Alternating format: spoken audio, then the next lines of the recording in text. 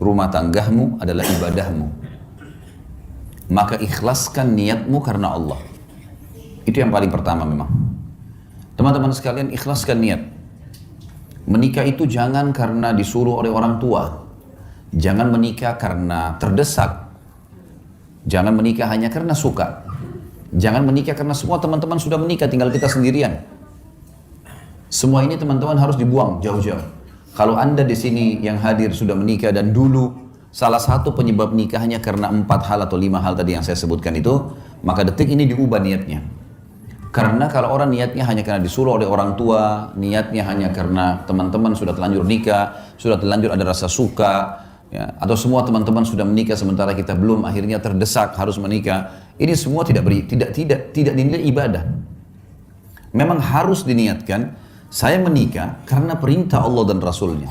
Sebagaimana kalau saya sholat karena perintah Allah dan Rasulnya. Sebagaimana kalau saya puasa Ramadan karena perintah Allah dan Rasulnya. Saya haji dan umrah karena perintah Allah dan Rasulnya.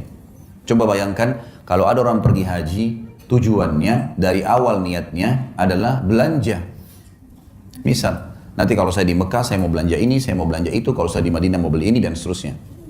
Dicampur baur antara niat ibadahnya sama niat belanjahnya. Bahkan ada orang karena niatnya belanja, pada saat umroh buru-buru mau selesaikan. Gak dinikmati tawafnya, gak dinikmati sa'inya, gak dinikmati zikirnya, doanya, buru-buru. Bagaimana selesai? Masuk pasar belanja. Beda dengan orang dasarnya niatnya ibadah.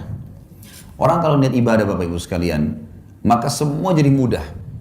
Saya kasih contoh. Kalau ada orang pergi haji, niatnya ibadah, haji itu capek loh. Berangkat dari Jakarta saja misalnya ke Jeddah 9 jam. Belum masuk ke Mekah sejam 2 jam sampai di hotel.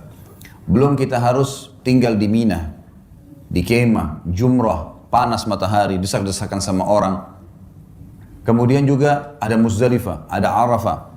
Paket. Capek sebenarnya, letih, gitu kan. Setiap azan kita langsung ke masjid walaupun jarak hotelnya jauh. Tapi subhanallah, orang kalau niatnya ibadah, pulang haji ditanya, Bapak Ibu yang sudah capek nih, sudah 40 hari di sana, 30 hari di sana, tanya mau haji lagi nggak? Pasti jawabannya mau. Kalau orang niat ibadah, dia mau lagi. Suka dukanya semua jadi mudah.